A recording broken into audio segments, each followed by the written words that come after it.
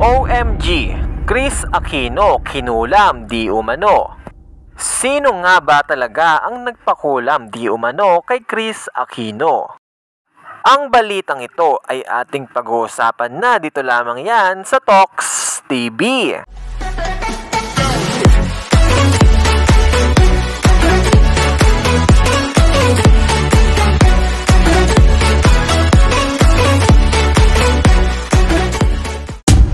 Bali-balita nga ngayon sa mundo ng social media ang pagbagsak ng katawan ng Queen of all media na si Kris Aquino.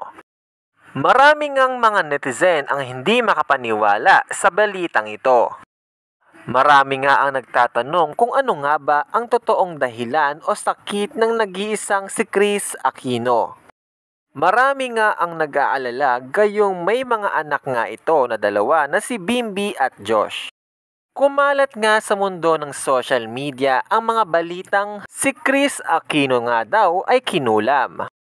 Marami nga ang nagmumungkahi ngayon kay Kris Aquino na kung hindi madala sa gamutan ang kanyang sakit, ay marahil ay kumonsulta na nga ito sa mga faith healer.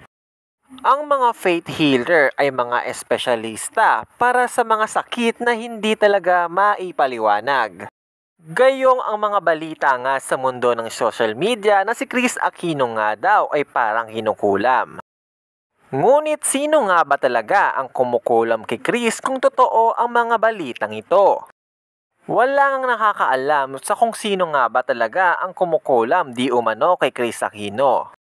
Sa ngayon nga ay tuloy-tuloy ang gamutan na ginagawa kay Kris Aquino. At marami ang mga netizen ang nagdadasal talaga ng kagalingan ni Kris Aquino. Yan lamang ang ating update for today. Kung natapos mo itong video, please subscribe for more update.